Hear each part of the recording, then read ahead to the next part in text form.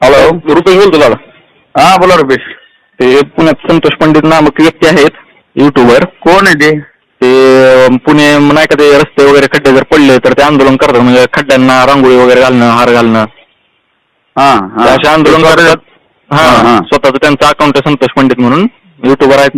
मी नाही ओळखत त्यांना. कोण आहे काय ते? तर त्यांनी काय केलं होतं, त्यांनी 2-3 दिवस मी झाले त्यांचे व्हिडिओ बघतोय.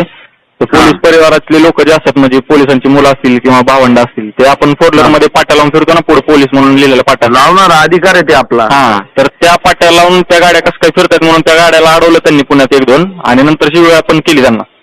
म्हणजे हे गाडी अडवणं हे सरकारी कुठले कर्मचारी पोलीसवाले? नाही, सरकारी कर्मचारी नाहीत, काहीच नाहीत.